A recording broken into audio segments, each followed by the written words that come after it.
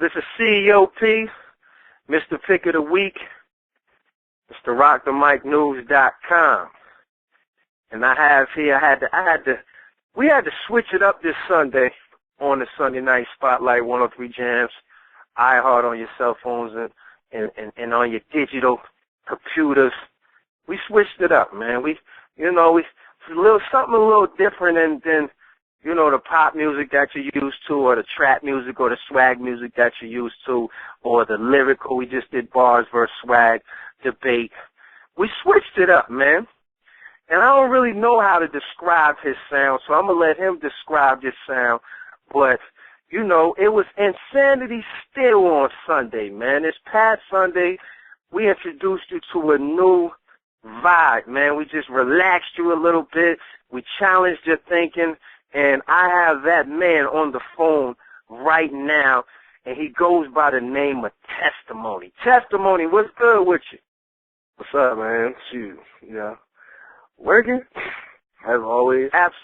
Absolutely. Now, look, man, we're gonna just take the listeners back. I'm gonna just go from my personal experience and just tell all the listeners listening right now. I met Testimony I've never been to one of these events ever in my life, and it was the dopest thing ever. They had a listening session. He's a part of an organization called Team with a Purpose, which we're going to get into in just a little bit. And I went to this listening session, and people that you guys might be more familiar with, like Double XL was there, Brandish was there, and they really played records and then opened the floor for teens to basically challenge or ask questions about the person's record, which I thought was amazing. And then I met this guy I have on the phone right here, Testimony, man. You know what I mean? And he just opened me up to the whole world, and all the teens look up to him, man. And he's what we call a teen activist. Basically he spends his time when he's not doing music and producing hits, he's out here teaching teens on a different route to go besides the streets. He's out here, running Stop the Violence campaigns, man, making them aware of diseases. And, Testimony, man, let's first start with Teams with a Purpose. Break that down for the people and what that is, man, what that organization actually does that you're a part of. All right, word. What Teams with a Purpose is, it's a youth empowerment organization, and the way we empower the youth, first and foremost is through education.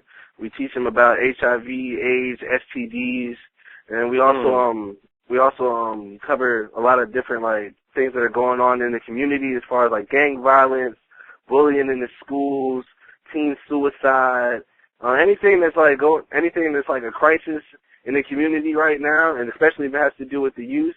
We're trying to do something to change that, and we're trying to put these teens that are involved in Teens with a Purpose in the forefront, so everybody else can know that it's okay to be yourself. It's cool to be an individual. You don't have to do what's on the radio or what's on TV for you to shine. And that's pretty I take that and I put that message into my music as well. Because everybody tells me, oh man, it sounds so different. Why don't you go this direction? Why don't you go that direction? I'm like, because it don't matter. Because I have my own direction that I want to go in, and that's what I tell them every day. All right, while we're right here, man, while we're talking about Teens with a Purpose, and what you're doing the day to day outside of the music, which I think is very important. What do you think is the number one? I'm just going to describe it as a crisis or a conflict amongst teens. What do you think is the number one struggle that teens are having today? A lot of people ain't in tune with teens. We just see what they do, and we just hear what their parents say, or we see what's on the news. What would you say? You're sitting down with these teens, you're talking to them on a weekly basis. What would you say is the number one struggle? The number one struggle, I'd still have to split it in half and say, I know one thing, it's teen pregnancy. That's a really big thing. that we're trying to, I don't want to say necessarily fight against, because if you're going to give life and bring life into the world, that's beautiful. But when you're a teen and you ain't ready to do that, that's where the problem comes in. And the other half of that, I would say, is I would really say the gang violence, like especially in the schools, in the Norfolk area, it's really bad. I was in Booker T like 2 weeks ago, and I was teaching a little workshop out there, and they was telling me about like all the like fights and like there've been shootings and all types of stuff going on in the community. And I'm like, yo, y'all are like, they were like freshmen, and I was like, y'all, they're 15, like about to go 16, y'all even got permits, and y'all talking about holding guns and doing this and that. So like those are the two big issues that we're trying to like fight against right now. Let's start with teen pregnancy.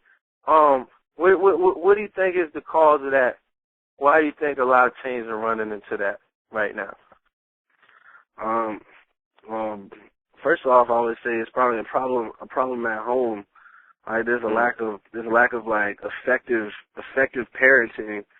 First off, and then I would have to say like mass media, like the internet, radio, TV, like they promote sex, and they do it in such a subliminal way that like even if it's like you just feeling lonely or like you don't have nobody to talk to, like kids will they will resort to sex to feel wanted. And of course, like when you're young, you don't think about all right, it's just sex. You don't think about should I be wearing a condom, should I be doing this, that, and the third. Yeah, you don't think about like the responsibility and everything that comes with it. And then by the time somebody's pregnant, it's too late. Now the ball's in your court. Like, what are you gonna do now? Like, you ain't about to be lonely no more because you're gonna have a seed. And you gonna make sure they're not lonely, you know? Right. Let's talk about and let's touch on gang violence for a second. Why do you think?